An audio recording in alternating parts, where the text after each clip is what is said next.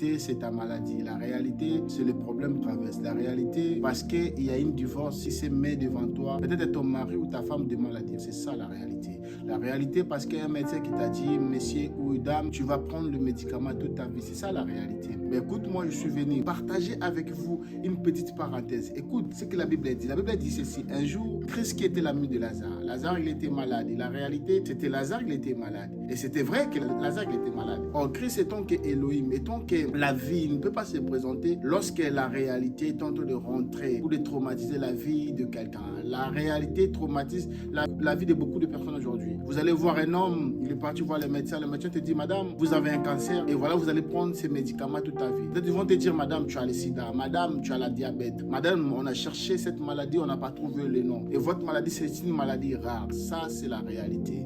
Mais la vérité, Christ il dit dans le livre de Jean chapitre 8, verset 51, la Bible dit, en vérité, je vous l'ai dit. C'est ça que j'aime beaucoup. Christ dit la vérité, je vous l'ai dit. Si tu aimes ma parole, si tu m'aimes, si tu crois en moi, écoutez, la mort ne frappera jamais, la mort ne rentrera jamais dans ta maison, la mort ne rentrera jamais dans ta porte. Voilà la réalité. Devant toi, il y a la maladie qui va t'amener à la mort. Mais il y a un Dieu qui dira le dernier mot pour ta vie. Le dernier mot, c'est croire en Seigneur Jésus-Christ. Le dernier mot, que tu dois être focalisé à Dieu. Je monte encore dans la pensée de Dieu, dans sa parole. La Bible dit ceci, Daniel, il était devant une réalité. La réalité, c'était, le décret a été déjà écrit que Daniel, il doit être sacrifié par le roi. C'est-à-dire, le roi, il avait signé. C'est celui qui ne va pas obéir à sa parole. Celui qui va désobéir selon ce qui était déjà dit, écrite par le roi, la personne doit être mourie. La Bible, vous qui priez, vous connaissez l'histoire de Daniel, Meshach, Abednego au Babylone. Là-bas, c'était pas quand même quelque chose qui était facile pour eux. Comme toi, si tu te dis, cette maladie, c'est pas facile. Cette maladie,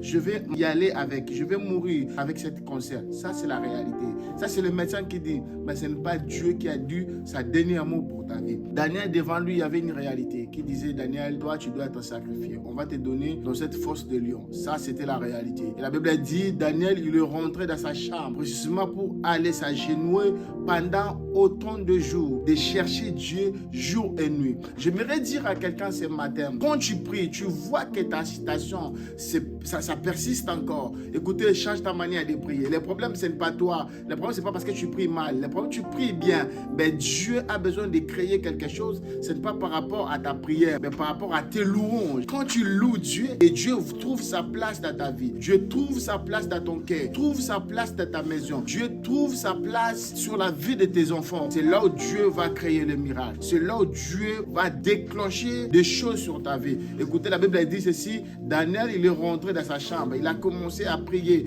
3 jours plus que comme il faisait avant. C'est-à-dire, avant, Daniel, il priait beaucoup. Avant, Daniel, il cherchait Dieu beaucoup. Mais à cause de certaines choses, Daniel, il avait abandonné ses habitudes de chercher Dieu comme avant. Mais écoutez, Dieu a créé quelque chose pour que ça ramène encore Daniel dans la présence de Dieu. C'était quoi? C'était ce décret qui a été déjà signé, écrit par le roi. C'est lui qui va se soumettre devant cette statue, il va être sacrifié. Et la Bible dit quoi? Daniel, il est rentré dans sa chambre. Et la fenêtre de sa chambre a été, bien aimé, directement, en fait, à la direction de Jérusalem. Et Daniel, il a regardé Jérusalem, là où c'était la croix. Là où Christ avait dit, tout est accompli. Quand tu as des problèmes, tu regardes où? Si tu as la cité, quand tu as devant la maladie, tu invoques qui? Est-ce que tu es condamné de prendre le médicament? Ça, c'est la réalité, mais ce n'est pas la vérité. La vérité, rentre dans ta chambre, cherche Dieu. La vérité que tu dois être dans la présence de Dieu, matin, midi, soir, pour que le Seigneur puisse changer des paroles des humains, les paroles de cet médecin, les paroles de cette malédiction, les paroles de ceux qui condamnent votre vie, les paroles qui condamnent la vie de ton mari. Tu dois changer cela. C'est pour ça que la Bible dit, il est agréable, c'est lui qui se soumet devant l'Éternel et c'est lui qui rentre dans la présence de Dieu. Soyez réellement un chrétien qui comprend devant des difficultés, devant des tempêtes, je dois rentrer dans ma chambre, chercher Dieu. Ta chambre, c'est un endroit que toi, tu dois faire le temple de l'Éternel. Ta chambre, ça sera un endroit que tu vas se communiquer avec Elohim. Ta chambre, ça sera un endroit que le Dieu puisse répondre à tes préoccupations, que le Dieu puisse changer ta réalité en vérité. La vérité que toi, tu ne mourrais pas avec cette maladie. La vérité que toi, tu ne partiras pas avant le temps de l'Éternel. Écoutez, je rentre encore encore ce que j'avais dit au commencement. La réalité, c'était Lazare doit partir. Et Lazare, il était parti à la tombe pendant 4 jours. La Bible dit, son corps a commencé à se...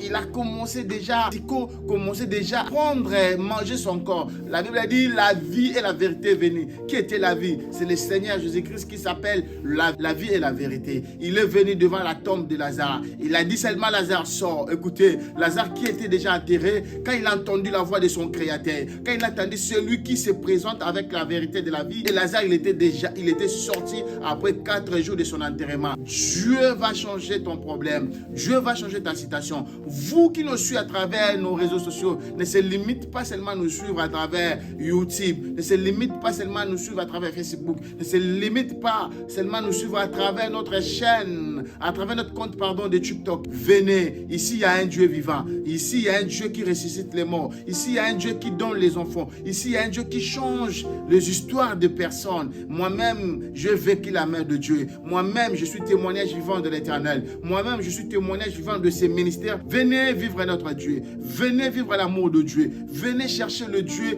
qui change l'identité des hommes. Tu as la malédiction, il y a la vérité qui t'attend. C'est que toi, cette malédiction va devenir en soumission. Tu as un problème, venir chercher Dieu ensemble avec nous. Ton problème là va se soumettre devant notre Dieu. Notre Dieu, il s'appelle Jésus-Christ de Nazareth. C'est lui qui était mort, ressuscité après 3 jours. Notre Dieu, c'est celui qui est l'omnipotent, l'omniscient, l'omniprésent. Notre Dieu, c'est le Dieu d'Abraham, d'Isaac et de Jacob. Notre Dieu, c'est lui qui a marché avec les apôtres. Notre Dieu, c'est lui qui a marché avec des prophètes. Écoutez la réalité de cet homme qui était devant cet temple qui s'appelait Abel. La réalité, c'était lui, il était boité. La réalité, c'était il était paralysé, il ne pouvait pas se marcher. Mais il y avait un homme qui s'appelait Pierre et Jean. Il montait au 3e heure de la prière. La Bible dit il n'avait pas d'argent pour donner à cet homme. Il n'avait pas de moyens pour donner à cet homme qui avait l'habitude d'être là, de placer là, jour et nuit, matin, midi, soir. Il était là pour demander l'argent. Il était là pour quémander par rapport à sa situation, par rapport à la réalité. Parce que la réalité, c'était un handicap. Un handicap, il ne pouvait pas s'y travailler. Mais la Bible dit, Pierre et Jean, au 3e heure, ils ont ramené la vérité. La vérité, c'était dire à cet homme, nous n'avons pas l'argent à te donner, mais il y a un nom que nous avons. C'était le nom de Jésus-Christ de Nazareth, la personne qui peut changer ta vie. La Bible dit, Pierre a dit à cet homme, regarde-moi. Moi, il y a un homme qui s'appelle Jésus-Christ de Nazareth. À moi, j'apporte quelqu'un qui s'appelle Jésus-Christ le ressuscité parmi les morts. Et la Bible dit ceci, lorsque Pierre a regardé cet homme qui était paralysé, attentivement, et clairement, la guérison a commencé à pénétrer sur ce corps de cette paralytique, de cette paralysée. J'aimerais te dire, ce n'est pas ton problème qui va te paralyser, mais il y a un miracle qui est devant toi, qui s'appelle Elohim. Rentre à ta chambre comme Daniel a fait. Rentre à ta maison comme Anne a fait. Il est parti dans le synagogue, resté là-bas, commence à tituber, à invoquer Elohim. Et Elohim, il a répondu à sa réalité. La réalité, c'était Anne, elle ne pouvait pas avoir l'enfant. Mais la vérité, c'était dans la prière. Lorsque Anne a commencé à chercher, Dieu a donné Samuel à Anne. Si vous voulez nous suivre, venez avec l'adresse qui est communiquée sur votre bande d'écran. Vous allez voir nos adresses et nos numéros de contact. Venez nombreux. Le Seigneur ne manquera pas à vous faire du bien. Venez, vous allez témoigner le Seigneur avec moi. C'est un Dieu qui ressuscite les morts. Le Dieu de mon Père, c'est un Dieu qui change l'opposition à soumission. Soyez énormément bénis. Toi qui vas partager cette vidéo, que le Seigneur vous bénisse.